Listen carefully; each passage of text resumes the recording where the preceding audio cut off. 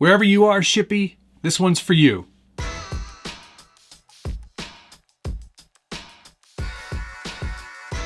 Welcome back to the Scaled Builders Guild. Thanks again for watching. Today we're taking a look at the final product of the Ampro Engineering Sand Scorcher conversion. And here it is. I'm really pleased with the results. This has been a very exciting and very interesting build series, and this is the result of all that hard work. Initially, I have to thank Alberto from Ampro Engineering for providing me with a lot of the files to make this car.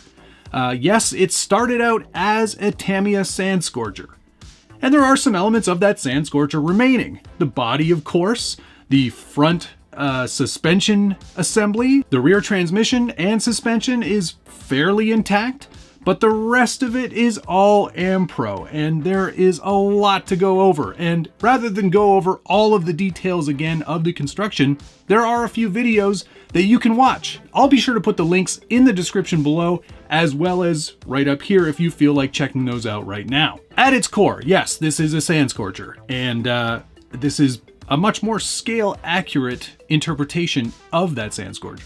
When I think of Tamiya, there are two things that I think of: the Bruiser and the Sand Scorcher. There are few other models for me that really define this brand. Seeing that this came out in 1979 and they haven't really changed very much since that first one came out, that speaks a lot to the engineering and the nostalgia that Tamiya likes to put into all their vehicles. This one's certainly no different. But because it's not much of a Sand Scorcher anymore, let's talk about the things that have changed. First and foremost, there is an entire new chassis plate. Rather than using two horizontal FRP plates, Ampro Engineering provides this really amazing 3D printed chassis conversion. And as you can see, I've printed this one at home using PETG. This was printed on my Prusa i3 Mark III Plus. And I got a really fantastic result. I'm pretty happy with how it all turned out.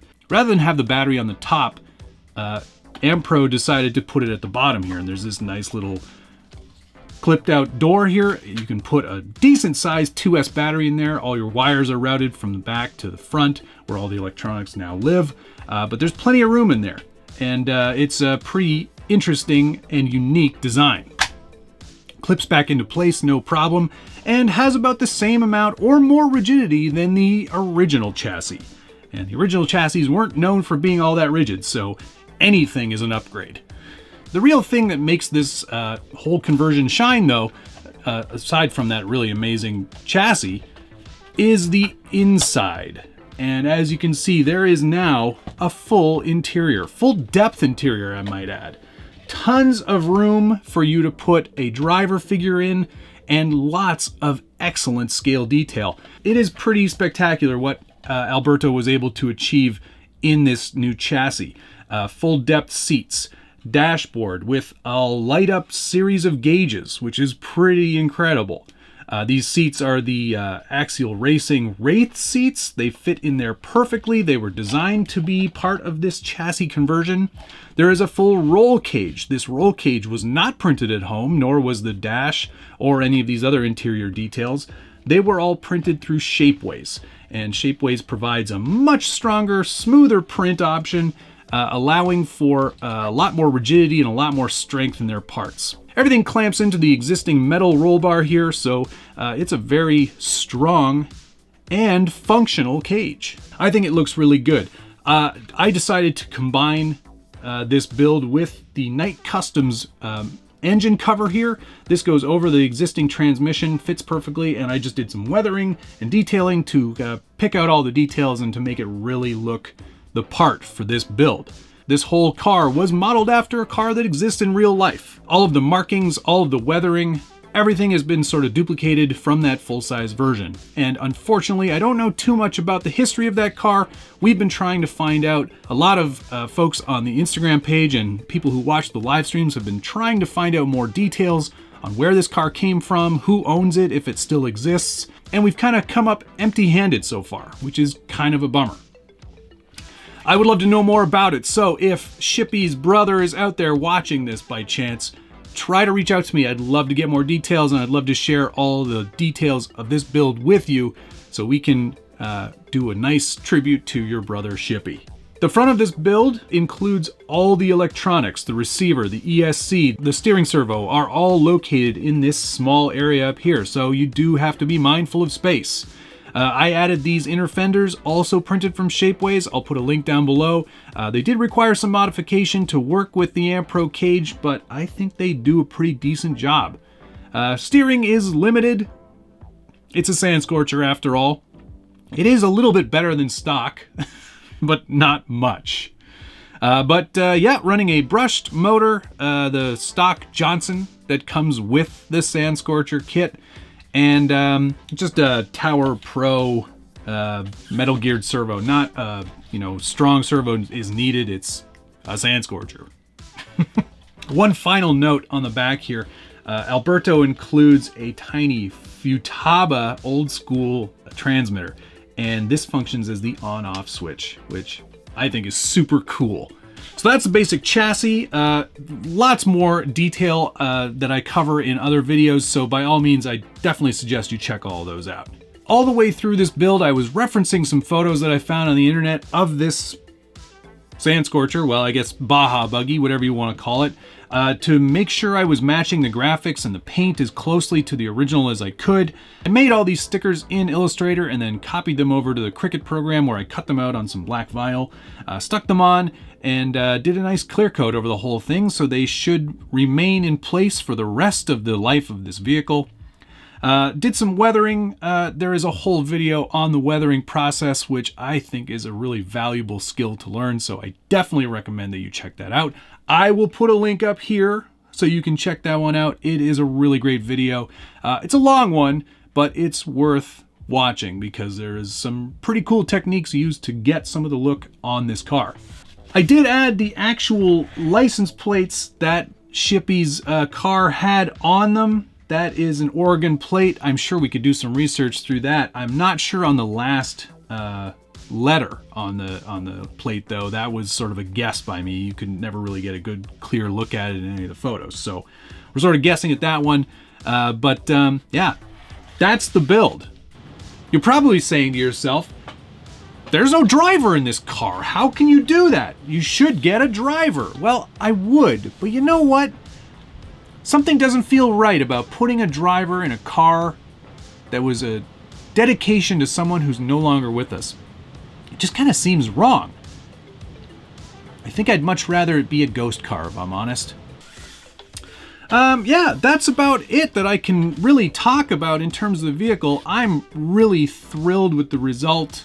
I just, there's just something really special about a Sand Scorcher build. And then, compound that with this being a build based off a real car that exists in real life, that was a tribute to a man who is clearly not with us any longer. I think that's pretty cool. And I'm really pleased with the results. I think this thing just screams vintage RC, and I love the look of it. I love how it drives too. Not well, but it looks so great out there. And I had a great time with this build. And this is one that's definitely going to stay in the collection for a very long time. There's just something really special about it, and I'm thrilled that it's all done.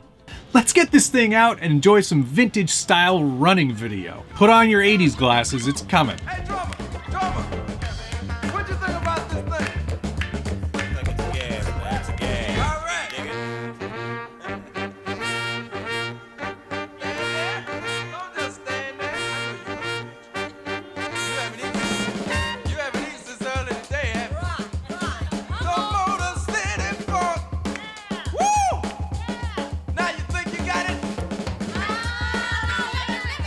All right. First thing we gonna do, come on, Spooky, I want you to do it too. I want you to put your feet together. Oops, sorry about that. Come on, you put your feet together. Woo! Not that. I can't handle that. I'll do your thing, baby. Come on now. Everybody do it. Yeah, you got it. You're looking good. Hey, guitar player. What, man? What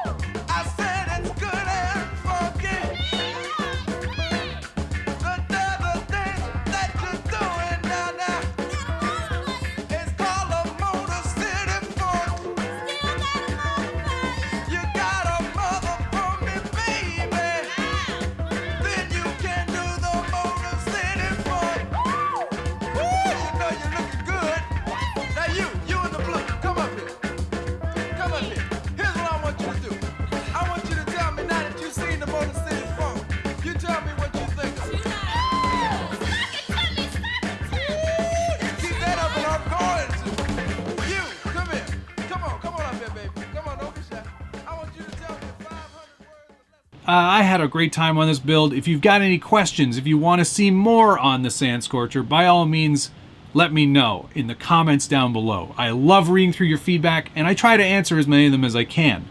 Also, in the coming months, there will be a short Tamiya documentary coming out that I'm putting together, all based around one very iconic vehicle in the Tamiya line.